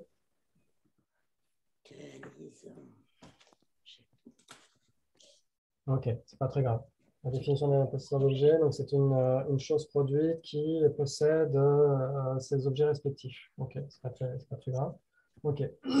Donc, il y a objet et sujet, ouais. Objet et possesseur d'objet. Très bien. Donc, il s'ensuit que si c'est un objet, c'est nécessairement pas un possesseur d'objet. J'accepte. Pourquoi? Ah, on a j'accepte. Pourquoi? Qui rejoint le club de Dominique J'accepte? Qui rejoint le club de Marie-Gabrielle? Pourquoi? Ne me suivez pas. Ah, qui a dit pourquoi? Marie. Marie, tu as dit pourquoi? OK. Donc, on a deux, une trésorière, une secrétaire. OK. Et censé que si c'est un objet, donc j'ai dit, censé que si c'est un objet, c'est nécessairement pas un possesseur d'objet. Vous avez dit pourquoi? OK, très bien. Donc, et censé que si c'est un objet, ça peut être un possesseur d'objet. J'accepte. J'accepte. Ah, donnez une illustration.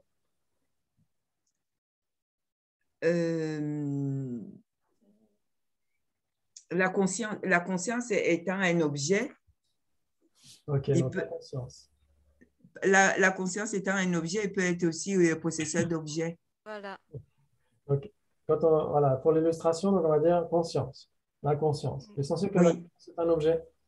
J'accepte. La conscience est un objet parce que?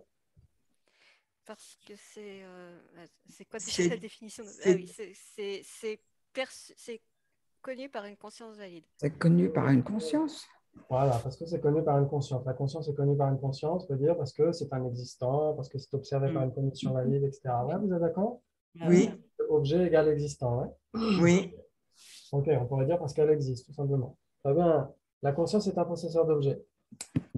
J'accepte. J'accepte. La conscience est un possesseur d'objet parce que?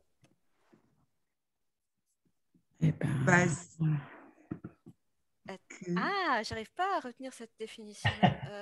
Moi non plus, possesseur d'objet. C'est une chose qui possède ses objets respectifs, ouais? D'accord, oui. OK, très bien. OK.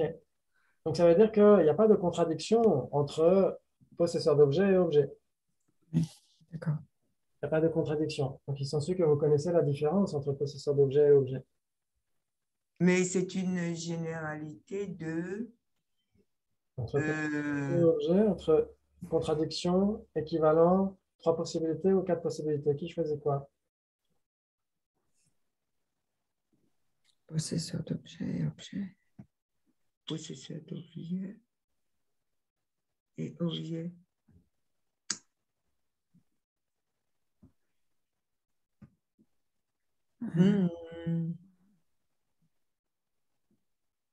Il y a peut-être 3 possibilités. Ah, peut-être 3 possibilités. Ouais. Peut-être. Peut-être, mais je reste sur 3 possibilités. OK, 3 possibilités pour Marie. Qui d'autre? Ça ne dépend pas de si c'est un cas spécifique donné ou en général? Dans ce cas-là, normalement non. Ouais, dans ce cas-là, normalement non, mais à moins que tu puisses trouver un cas spécifique, hein, une exception. Ouais. Donc, on a trois possibilités. Donc, si on a trois possibilités, ça veut dire qu'il y a une implication, ouais, Marie? Oui. Donc, ça veut dire que lequel est impliqué par lequel. Ça veut dire que si c'est l'un, c'est nécessairement l'autre, mais si c'est l'autre, c'est pas nécessairement l'un. Dans quel sens tu veux? C'est l'objet.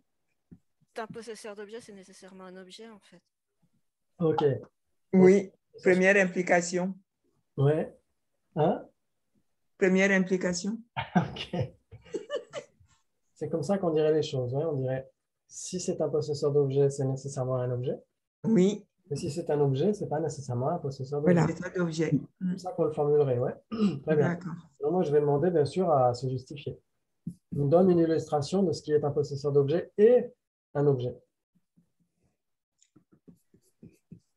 Alors, donc, on va dire une conscience est un possesseur d'objet et la pomme est un objet.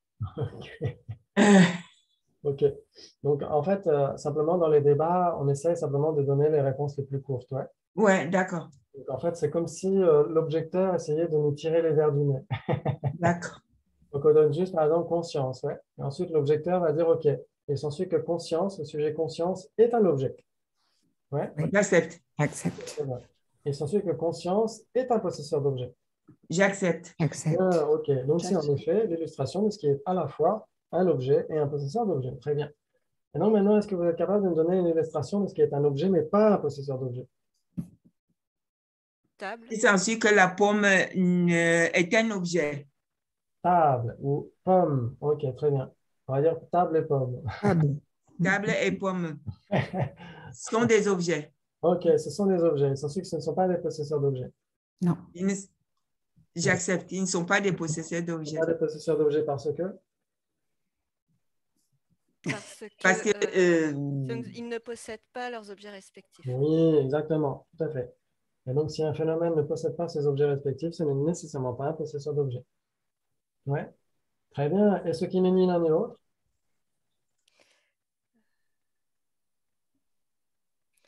Non existant. Un non existant. Il n'y a pas d'autre possibilité avec un non existant. Égal existant. Ouais. Ils sont contradictoires. Ouais. Il faut choisir un non existant. Ouais. Corne de lapin. Corne de lapin n'est pas un objet. Corne de lapin n'est pas un objet parce que? Parce que c'est un non existant. Un non existant. Un non existant. Tenu par une cognition valide. Si c'est un non existant, c'est nécessairement contradictoire avec un objet. J'accepte. Donc, il s'ensuit que c'est nécessairement un phénomène différent. Ces phénomènes. Ouais, j'accepte. Et Tu es en train de nous embrouiller. On a oublié de dire phénomène, Marie, t'affole pas. Ben non, il n'a pas dit phénomène, donc de toute façon. C'est nous qui l'avons pas dit. C'est contradictoire. Contradictoire, ouais. OK. Bien. Donc, en effet, corne de lapin n'est pas un objet. Corne de lapin n'est pas un objet. Corne de lapin n'est pas un possesseur d'objet. Vous êtes d'accord? Oui. Donc, il y a trois possibilités entre possesseur d'objet et objet. Ouais. Ça parle à tout le monde? OK. Waouh, magnifique. Maintenant, OK. Dans les possesseurs d'objets, il y a les sons expressifs, les personnes et les consciences. Les consciences qui est un domaine important. Très bien. C'est quoi la définition de conscience? Un objet. Clair et cognitif. Clair et cognitif. Ouais. Clair et cognitif, c'est nécessairement une conscience. J'accepte. J'accepte. L'ignorance, c'est une conscience. J'accepte. Je sais que l'ignorance est claire et cognitive. Le mot, c'était quoi? L'ignorance. Ah oui, l'ignorance. L'ignorance est claire et cognitive. Et cognitive, oui, j'accepte. OK. Oui, c'est très important. Oui, c'est une conscience, l'ignorance. L'ignorance, c'est un facteur mental, c'est une conscience. Ouais. Donc, c'est clair et cognitif. Ouais. Même si c'est contre-intuitif, c'est quand même… Oui, c'est clair et cognitif, oui. Donc, on dit que l'ignorance est claire. Oui, elle est claire. Ouais.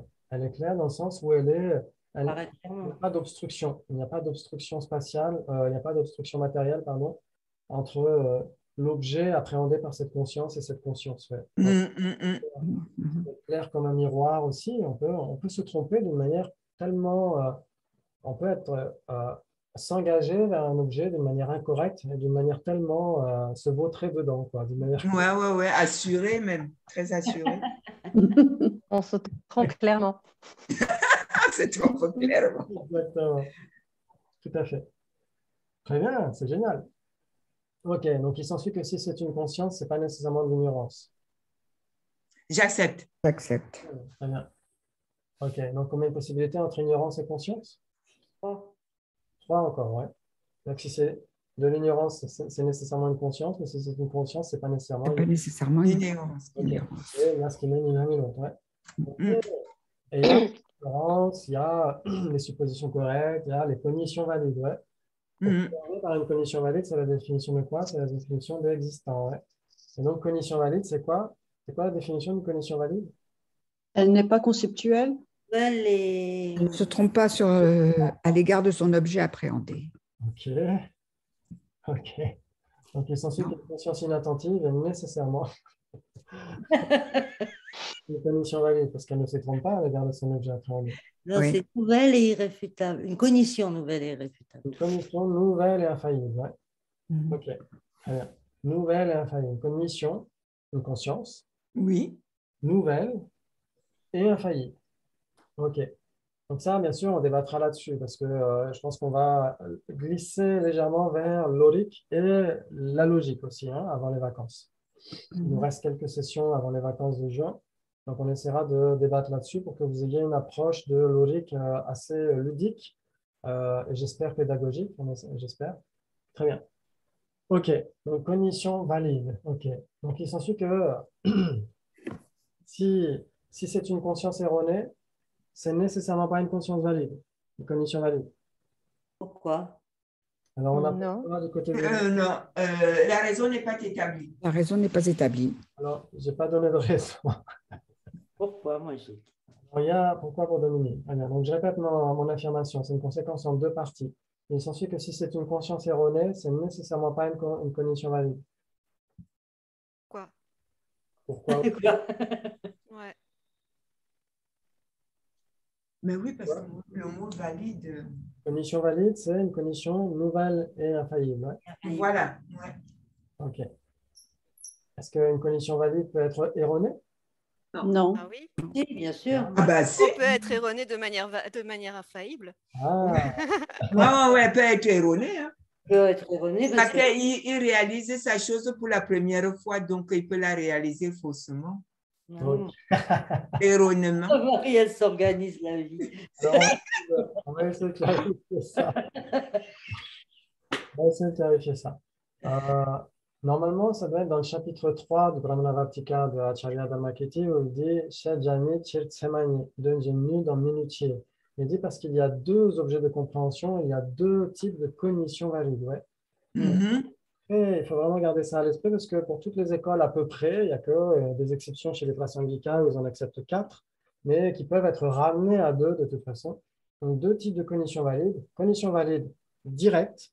Ouais. Et nécessairement non erronée, vous êtes d'accord? Si elle est directe, c'est une cognition valide. Elle ne se trouve nécessairement pas à l'égard de son objet apparent. Ouais. Non. Donc elle est nécessairement non erronée. Ouais. OK. Une perception directe est définie comme étant une cognition libre de conceptualisation et non erronée. Ouais. D'accord? OK. Mais l'autre type de cognition valide, c'est quoi? Indirect. Cognition yogique. L'inférentiel. Direct. Voilà, l'inférentiel, parce que la yogique est directe. Ouais. La réalisation yogique directe est directe. Ouais. OK. Mais l'inférentiel.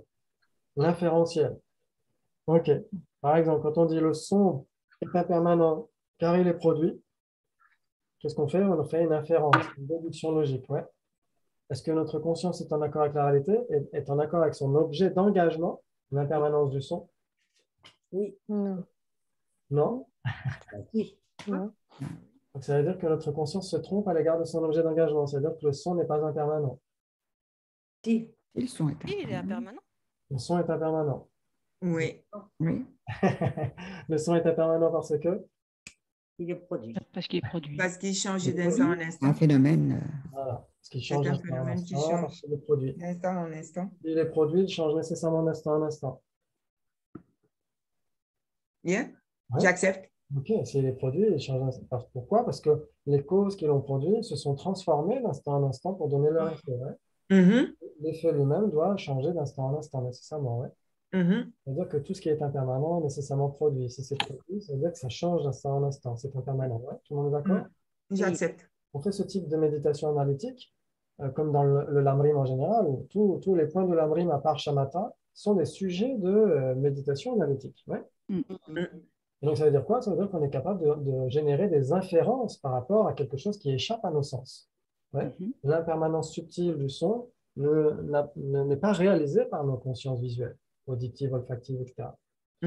La précieuse existence humaine n'est pas réalisée par la conscience visuelle, par les consciences sensorielles. Le karma n'est pas réalisé. Les 4 nobles vérités ne sont pas réalisées par les consciences sensorielles. Donc, tout ça, tout le Lamrim est réalisé par quoi au début? Une conscience inférentielle, dans le meilleur des cas. Dans le meilleur des cas. Sinon, c'est des suppositions correctes. Souvent, on dit oui, mon lama a dit ci, mon lama a dit ça. Donc, on l'accepte, etc. C'est une supposition correcte dans le meilleur des cas. Mais si c'est plus que ça, c'est une inférence. Une cognition inférentielle. Inférentielle réalise son objet et elle le réalise nouvellement pour les Sotrantika. Ouais. OK. Et donc, c'est une cognition qui est valide, mais elle est erronée, conceptuelle. Ah oui. Tout le monde est d'accord? Oui. Une conscience inférentielle, une réalisation inférentielle est nécessairement conceptuelle, ouais? Oui. OK, parce qu'une inférence, c'est une déduction logique, ouais? Okay. On va dire que c'est le résultat d'une déduction logique, on va dire.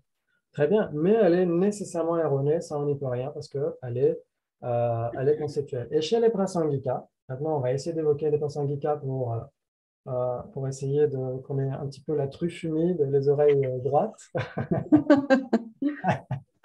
Okay. Parce que souvent, quand on passe au prasangika, on est plus attentif. OK.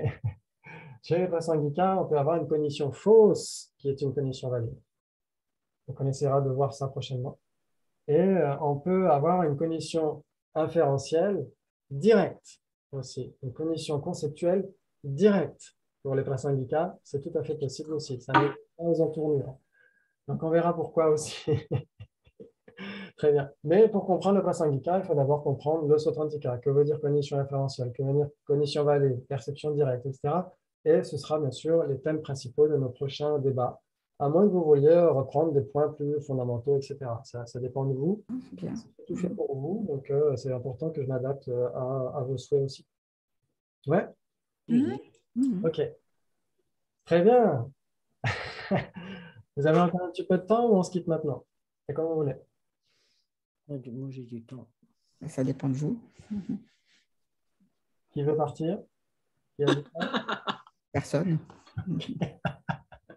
Très bien. OK, donc juste un petit frishti avant qu'on passe à l'ORIC la fois prochaine, donc ce sera dans 15 jours. OK. Très bien. OK. Très bien. Donc, est-ce que vous connaissez un petit peu les différents types de conscience qui réalisent leurs objets? Parce que dans certains logiques, par exemple le logique de Pongomon, en particulier l'un des logiques de Janon Chepa, il y a une division en conscience qui réalisent leurs objets et conscience qui ne réalisent pas leurs objets. Alors, que veut dire une conscience qui réalise son objet? C'est le principe même de cognition valide. Une cognition valide, c'est quoi la définition? Une nouvelle et infaillible. Une conscience qui réalise ton objet. Voilà, une cognition nouvelle et infaillible. Donc, infaillible, avisamvadi, en sanskrit, ça veut dire qu'il réalise son objet. Ouais. Infaillible, irréfutable, ça veut dire qu'il réalise son objet. Que veut dire réaliser son objet? Ça veut dire trancher les surimpositions. Ouais. Ça veut dire obtenir ou atteindre son objet identifié. Tout ça, c'est équivalent.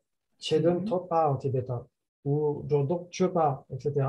Ça veut dire atteindre son objet identifié, trancher les surimpositions par rapport à son objet. Ouais, c'est ça que ça veut dire réaliser son objet. Ouais. Donc, réaliser. On tranche les surimpositions? Oui. D'accord. Par exemple, quand on apprend l'alphabet, au début, on ne connaît pas l'alphabet. Donc, on a une surimposition par rapport à ce qui est A, B, C, etc. Quand on réalise A, on a tranché toutes les surimpositions par rapport à A, ou en tout cas, une partie des surimpositions. On n'a pas nécessairement réalisé que A était impermanent, que A était vide d'existence, propre, etc., etc. Donc, on a tranché les surimpositions principales par rapport à A. Ouais. Donc, on n'a pas besoin de réaliser tout d'un objet pour le réaliser. Par exemple, vous regardez votre chaise dans votre chambre, vous n'avez pas besoin de connaître tout le nombre des molécules qui la composent, de savoir qui l'a fabriquée, dans quelle usine, quand, comment, pourquoi, etc., pour réaliser que c'est une chaise. Vous êtes d'accord? Ouais. Vous réalisez une chaise, tout simplement. Après, les aspects plus cachés de cette chaise pourront être réalisés par la suite. Mais par rapport à l'identité même de cet objet, vous tranchez les surimpositions par rapport au fait que c'est une chaise. Ouais. Ouais. Tout le monde est d'accord? Oui. Oui. Et bravo, c'est magnifique. Mais quand on dit pramana, pramana, c'est une cognition valide aussi. Oui, c'est le mot sanskrit pour cognition valide, exactement, oui. D'accord. En sanskrit, ça veut dire mesurer, en fait. Hein. En tibétain aussi, tsema, c'est pour ça a cette notion de mesure, en fait. Comment on évalue quelque chose, comment est-ce qu'on connaît quelque chose. Et donc, chez les bouddhistes, c'est en effet cognition valide. Chez les hindous, ce sera moyen de cognition valide, parce que ce sont comment dire, les outils d'un soi, en fait. Hein. Donc, ça, c'est pas très important. Mais dans le bouddhisme, c'est la cognition valide en tant que telle. C'est l'événement mental en tant que tel. Ouais. OK. Très bien. Donc, une conscience qui réalise son objet n'est pas nécessairement une cognition valide chez le Sutrantika. Une cognition valide réalise nécessairement son objet, mais une conscience qui réalise son objet n'est pas nécessairement une cognition valide. Pourquoi? Parce que on peut se tromper. Ah oui, on est chez les Sutrantika, là. Oui. Ouais. Parce qu'on peut se tromper face à l'objet. Oui. OK. Donc, si on Conscience qui se trompe face à un objet, c'est une cognition valide quand même. Alors, ça dépend quel objet. Et nous, on est chez les Sutrantika parce que l'objet n'a pas le... Si une conscience se trompe à l'égard de son objet apparent, elle peut très bien être une cognition valide comme on l'a vu. Une cognition valide inférentielle, ouais. Une cognition valide inférentielle se trompe nécessairement à l'égard de son objet apparent. Pourquoi? Parce qu'elle est conceptuelle, ouais. Ouais. Ouais, très bien. OK. Mais une cognition qui se trompe à l'égard de son objet d'engagement, par contre, ne peut pas être valide. Ça, c'est sûr. Pour les Sutrantika. Ouais.